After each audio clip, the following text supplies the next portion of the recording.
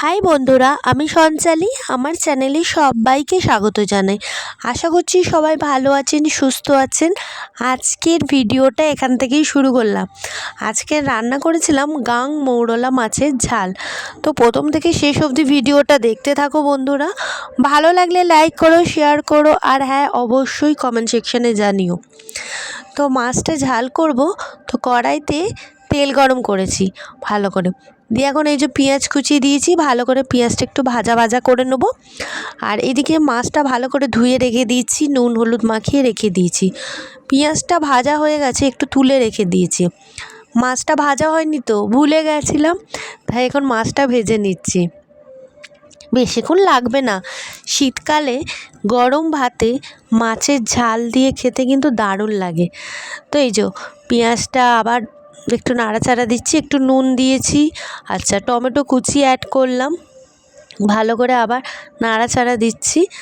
আর প্রতিদিনের যা যা মশলাগুলো লাগে সেটা দিয়েই আজকের করব। আমি ভয়েস ওভার দিচ্ছি। আমাদের বাড়ির পাশে এখন একটা বিয়েবাড়ি হল আছে। তো এখন যেহেতু শীতকালের সিজন, বিয়েবাড়ির এখন সময় চলছে, সেই জন্য বাজনার আওয়াজটাও আসছে।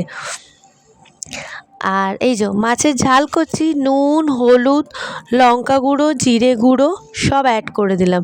একসাথেই মশলাগুলো দিয়ে কষিয়ে নেবো। একটু চেরা কাঁচা লঙ্কা দিয়েছি।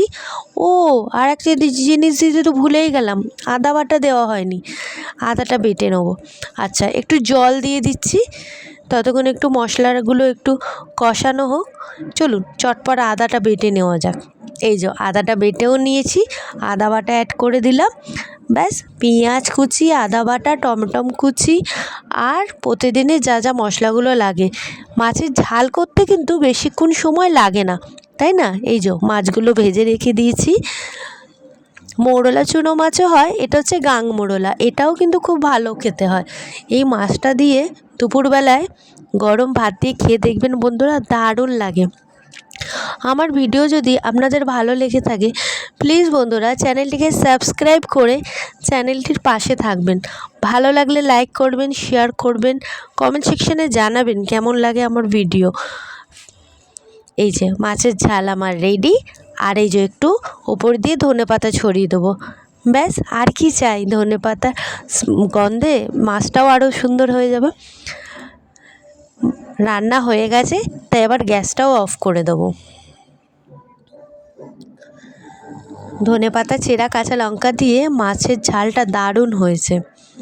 এই যে আমি বাটিতে ঢেলেও রেখে দিয়েছি। ভালো লাগলে লাইক করে দেবেন। ফিরে আসবো অন্য ভিডিও নিয়ে। বাই।